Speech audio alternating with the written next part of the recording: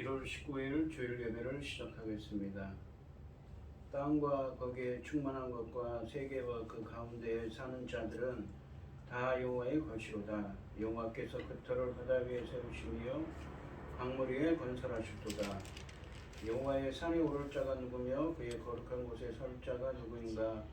곧 손이 깨끗하며 마음이 청결하며 뜻을 허탄한 데 두지 아니하며 거짓 맹세하지 아니하는 자로다. 그는 여호와께 복을 받고 구원의 하나님께 의를 얻으리니 이는 여호와를 찾는 족속이요 야곱의 하나님의 얼굴을 구하는 자로다.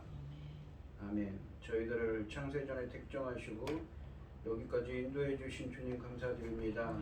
오늘 예배 가운데 임재하여 주시고 이 예배가 신령과 진정으로 드려지는 예배가 되게 하여 주시옵소서. 이 모든 말씀 거룩하신 예수님의 이름으로 기도드립니다. 아멘. 사도신경 하시겠습니다. 전능하사 천지를 만드신 하나님 아버지를 내가 믿사오며 그 외아들 우리 주 예수 그리스도를 믿사오니 이는 성령으로 잉태하사 동정녀 마리아에게 나시고 본디오 빌라도에게 고난을 받으사 십자가에 못 박혀 죽으시고 장사한 지 사흘 만에 죽은 자 가운데서 다시 살아나시며 하늘에 오르사 전능하신 하나님 우편에 앉아 계시다가 저리로서 산자와 죽은 자를 심판으로 오시리라. 성령을 믿사오며 거룩한 공예와 성도가 서로 교통하는 것과 죄를 사하여 주시는 것과 몸이 다시 사는 것과 영원히 사는 것을 믿사옵나이다. 아멘. 찬송가 543장입니다. 어려운 일 당할 때 나의 믿음 적으나 의지하는 내 주를 더욱 의지합니다. 세월 지나갈수록 의지할 것뿐일세. 무슨 일을 당해도 예수 의지합니다. 성령께서 내 마음 밝히 비춰주시니 인도하심 따라서 주만 의지합니다. 세월 지나갈수록 의지할 것뿐일세. 무슨 일을 당해도 예수 의지합니다.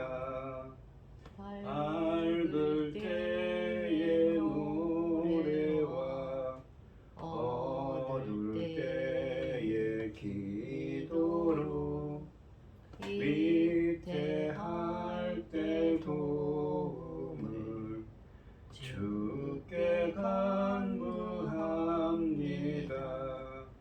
세월 지나갈수록 의지할 것뿐일세. 무슨 일을 당해도 예수 의지합니다. 생명 있을 동안에 예수 의지합니다. 천국 올라가도록 의지할 것뿐일세. 세월 지나갈수록 의지할 것뿐일세.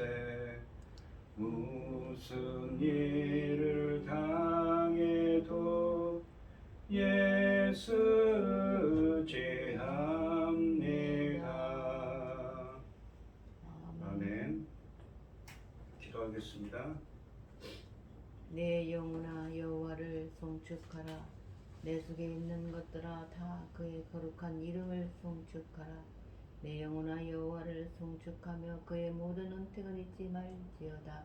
그가 내 모든 죄악을 사하시며 내 모든 병을 고치시며 내 생명을 파멸해서 성량하시고 인자와 긍휼로 관시우시며 좋은 것으로 내 소원을 만족하게 하사 내 청춘을 독수리같이 새롭게 하시는도다. 아멘. 천지 만물을 지으신 전능하신 하나님 아버지, 어리석고 보잘것없는 저희를 자녀 삼으시고 아버지의 사랑 가운데 살아가게 하심을 참으로 감사드립니다. 전능하신 아버지 하나님, 세상을 둘러볼 때에 아버지 들려오는 소식을 또 볼 때에 아버지 하나님 얼마나 어려운 일들이 많고 아버지 하나님 전쟁과 아버지 재난들로 힘들어하고 있습니다. 그럼에도 불구하고 아버지 저희 나라에 전쟁과 재난은 없게 하시고 아버지께서 지켜주시니 참으로 감사드립니다. 전능하신 하나님 아버지 이 나라가 아버지 하나님 정말 어려운 일을 당했는데 아버지께서 도와주셔서 그래도 이만큼이라도 이렇게까지라도 잘 정리가 되어가고 있습니다. 앞으로도 아버지 하나님께서 기뻐하시는 자가 지도자가 될 수 있도록 지켜주시고 우리는 그 일을 열심히 달려갈 수 있도록 오직 하나님만 바라고 하나님 기뻐하시는 자들이 될 수 있도록 아버지 하나님께서 열심히 달려갈 것이오니 아버지께서 지켜주시옵소서. 불쌍히 여겨 주시옵소서. 긍휼을 베풀어 주시어서 부족한 점이 있다면 깨닫게 하시고 아버지 하나님 모자란 점은 채워주시어서 하나님 기뻐하시는 이 나라가 될 수 있기를 간절히 소원합니다. 전능하신 하나님 아버지, 지금은 중대한 시대, 열매 거둘 새로운 시대를 열고 계십니다. 이 중대한 시대에 아버지 하나님 당신의 사랑하는 종 열매 거둘 말씀을 들고 강단에 세우셨으니 참으로 감사드립니다. 이 말씀으로 말미암아 아버지께서 기뻐 받으실 열매들이 넉넉히 나올 수 있기를 간절히 소원하옵고 이 모든 말씀 억만 죄악 가운데서 우리를 구원하여 주신 예수 그리스도 이름으로 기도드리옵나이다. 아멘. 오늘 본문 말씀은 시편 18편 37절부터 42절까지 말씀입니다. 시편 18편 37절에서 42절까지 말씀입니다. 교독을 하겠습니다. 제가 먼저 읽겠습니다. 내가 내 원수를 뒤쫓아가리니 그들이 망하기 전에는 돌아서지 아니하리이다. 내가 그들을 쳐서 능히 일어나지 못하게 하리니 그들이 내 발 아래 엎드려지리이다. 주께서 나를 전쟁하게 하려고 능력으로 내게 띠띠우사 일어나 나를 치는 자들이 내게 굴복하게 하셨나이다. 또 주께서 내 원수들에게 등을 내게로 향하게 하시고 나를 미워하는 자들을 내가 끊어버리게 하셨나이다. 그들이 부르짖으나 구원할 자가 없었고 여호와께 부르짖어도 그들에게 대답하지 아니하셨나이다. 내가 그들을 바람 앞에 티끌같이 부숴버리고 그의 거리에 진흙같이 쏟아버렸나이다. 아멘. 찬송가 450장입니다. 내 평생 소원이 이것뿐 주의 일하다가 이 세상 이별하는 날 주 앞에 가리라. 꿈같이 헛된 세상에 취할 것 무엇냐. 이 수고함 많아요도 헛된 것뿐일세. 꿈같이 시험 많으나 겁내지 맙시다. 구주의 권세 크시니 이기고 남겠네. 금보다 귀한 믿음은 참복의 되도다. 이 진리 믿는 사람들 다 복을 받겠네. 살같이 빠른 광음을 주위에 끼세. 온 몸과 마음을 바치고 힘써서 일하세. 아멘. 오늘 본문 말씀의 제목은 능력으로 내게 띠띠우사입니다. 오늘 본문 말씀에서는 하나님께서 다윗이 전쟁터에서 대적들에게 무엇을 할 수 있도록 해 주셨는지 말씀하십니다. 본문은 하나님이 그가 이 일을 할 수 있게 해 주셨다는 것을 대단히 분명하게 밝히고 있습니다. 그러므로 이것은 하나님의 능력을 주신 것에 대한 감사의 표현입니다. 이 37절과 38절 말씀은 하나님의 도우심으로 다윗이 대적들을 멸했음을 고백하고 있습니다. 다윗이 그들을 뒤쫓아가서 따라잡아 그들을 쳐서 완전히 멸하는 과정이 단계적으로 묘사되어 있습니다. 한글 성경은 37절과 38절 말씀을 미래형으로 번역하고 있지만 과거 사실에 대한 회고로 보고 과거형으로 번역해야 합니다. 37절 말씀을 보시면 내가 내 원수를 뒤쫓아가리니 그들이 망하기 전에는 돌아서지 아니하리이다 라고 하십니다. 상반절에서 내가 내 원수를 뒤쫓아가리니 라고 하시는데 앞에서 설명한 것처럼 과거형으로 되어 있습니다. 이 과거형으로 번역해야 합니다. 내가 내 원수를 뒤쫓아갔는데의 의미입니다. 이 원래 쫓기던 그가 33절 말씀처럼 주님이 그의 발을 암사슴의 발처럼 민첩하게 하셔서 원수들을 뒤쫓아가서 따라잡는 장면을 묘사하고 있습니다. 하반절 말씀해 보시면 그들이 망하기 전에는 돌아서지 아니하리이다 라고 하시는데 마찬가지로 그들이 망하기 전에는 돌아서지 않았다는 의미입니다. 전에는 당하는 신세였는데 하나님의 도우심으로 오히려 공격하는 사람이 되어 패하고 도망하는 원수들을 뒤쫓아가 잡았다고 말하며 그들이 망할 때까지 가차없이 추격했다고 고백하고 있습니다. 38절 말씀해 보시면 내가 그들을 쳐서 능히 일어나지 못하게 하리니 그들이 내 발 아래에 엎드러 지리이다. 그러니까 여기도 미래에 있지만 과거로 해야지요. 앞에서 설명한 것처럼 과거로 해석해야 합니다. 즉 내가 그들을 쳐서 능히 일어나지 못하게 했는데 그들이 내 발 아래에 엎드러졌다의 의미입니다. 여기서 쳐서로 번역한 히브리어 마하츠라는 동사는 완전히 박살내는 심판을 의미합니다. 그래서 대적들의 철저한 멸망을 강조하고 있습니다.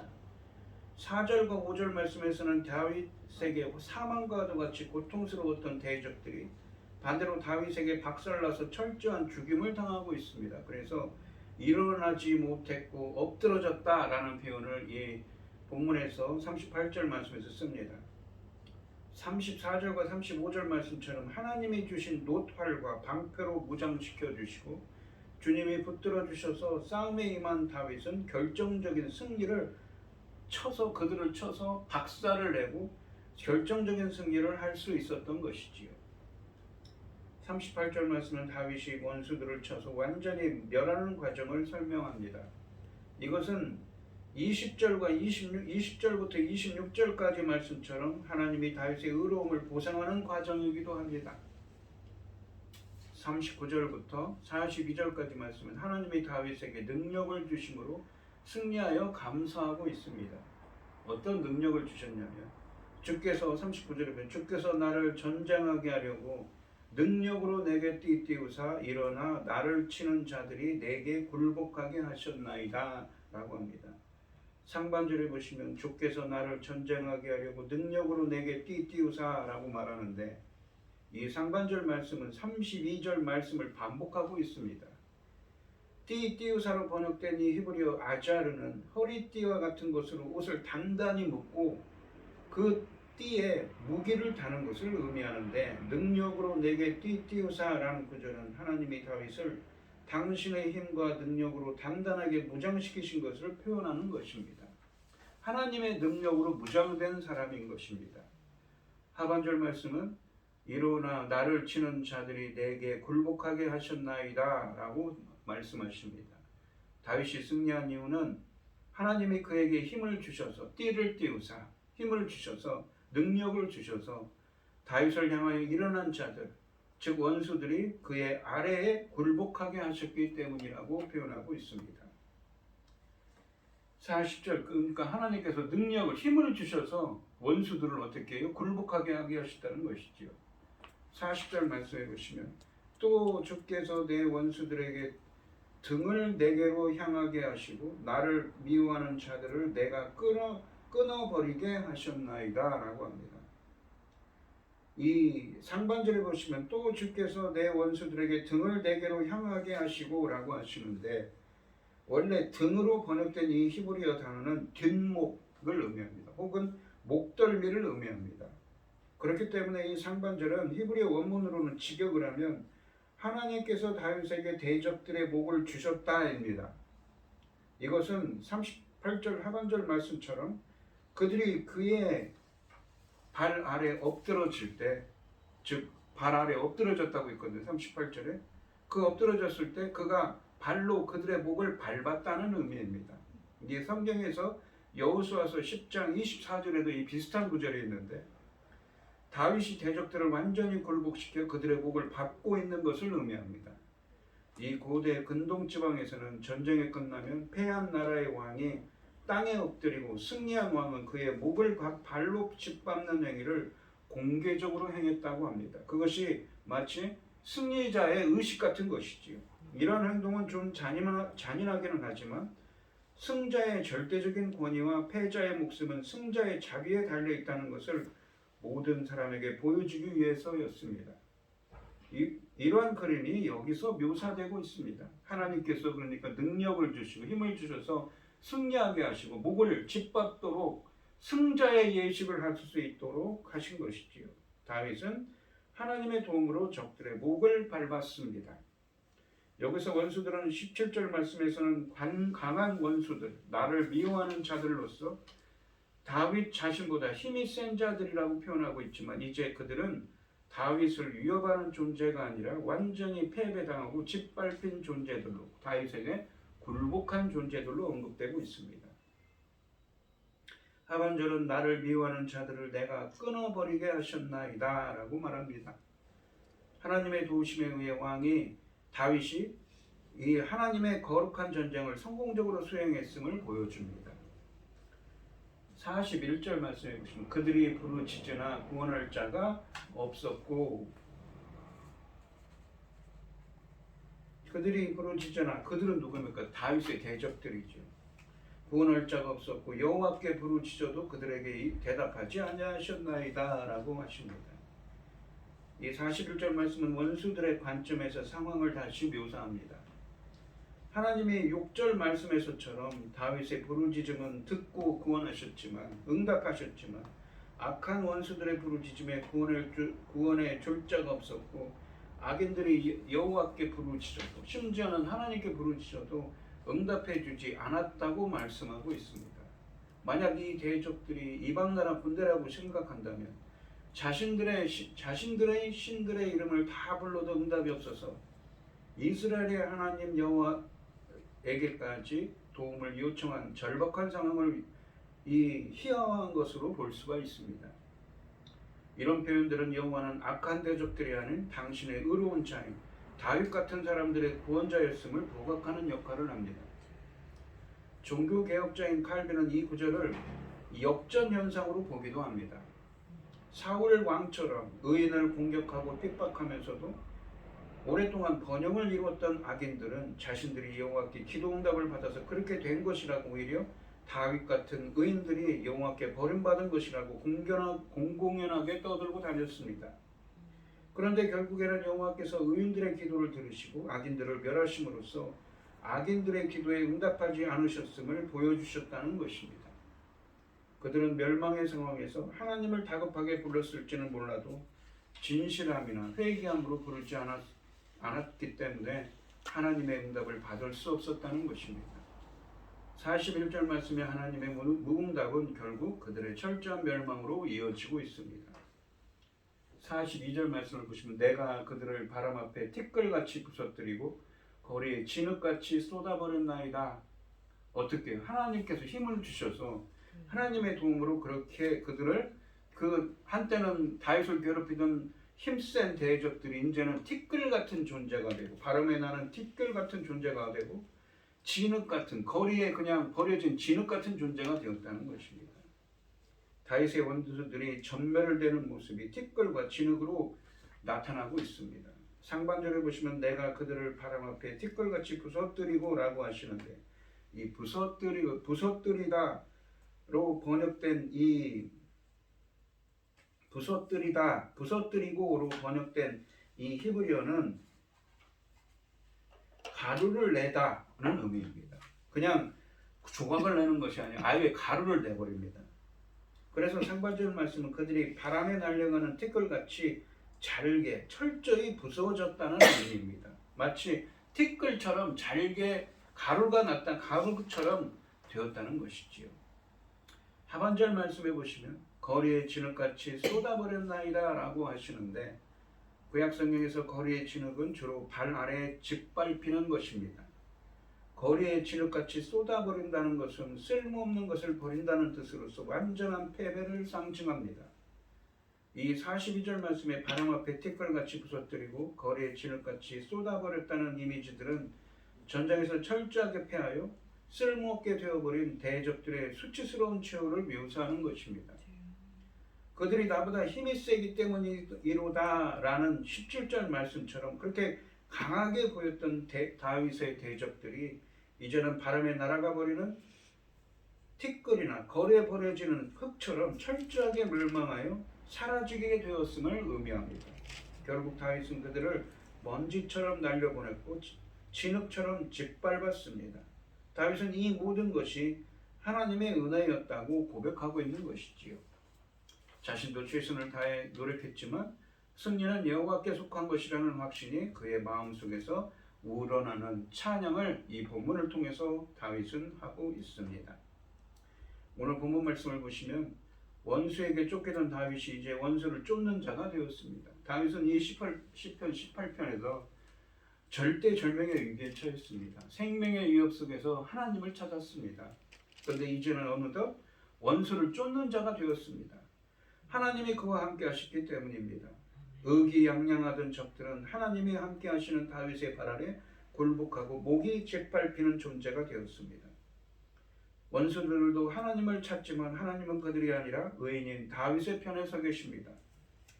그래서 다윗은 하나님의 도우심으로 대적들을 티끌같이 거리의 흙같이 멸망시킬 수 있었다고 고백하고 있는 것이지요. 우리가 요한계시록에 보시면 어린 양이신 예수님과 그의 군대 그리고 그에 맞서서 마귀, 사탄, 적그리스도의 세 번의 큰 전쟁이 요한계시록에 쓰여져 있습니다. 요한계시록은 헬라어 문법으로 현재형으로 되어 있습니다. 그러니까 현재형으로 되어 있다는 것은 문법적으로 보면 이것이 현재 진행형의 의미입니다.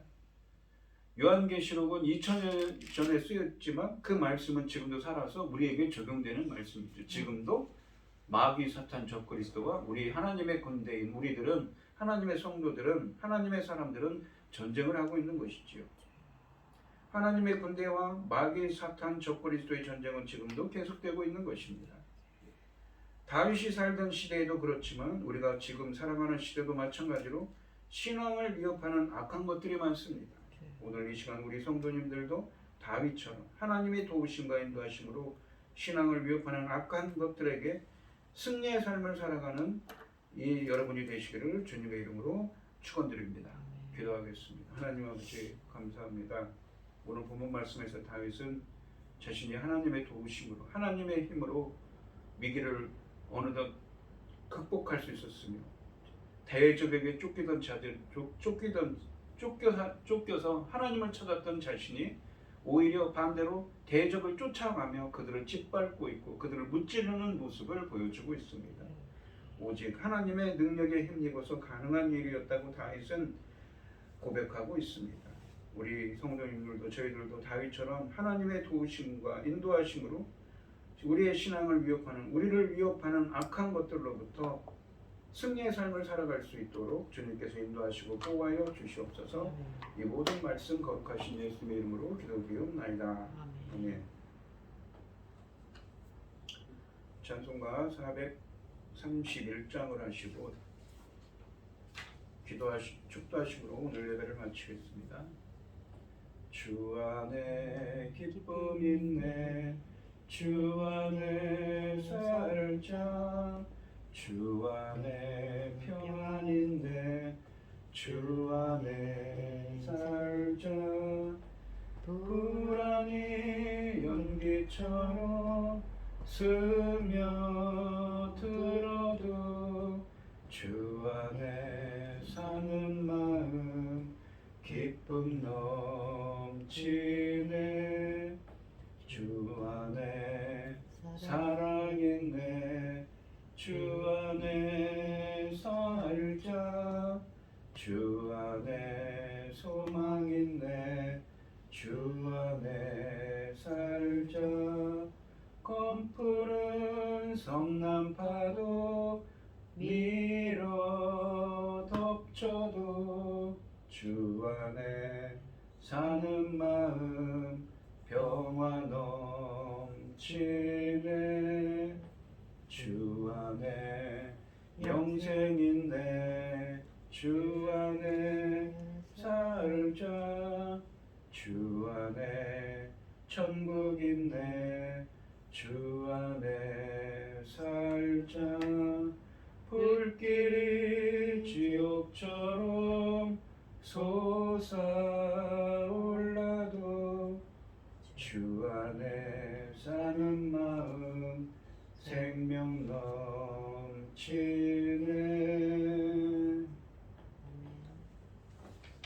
이제는 주 예수 그리스도의 은혜와 아버지 하나님의 극진하신 사랑과 성령의 교통하심이 성도들 머리 위에 이제로부터 영원히 함께 있을지어다. 아멘.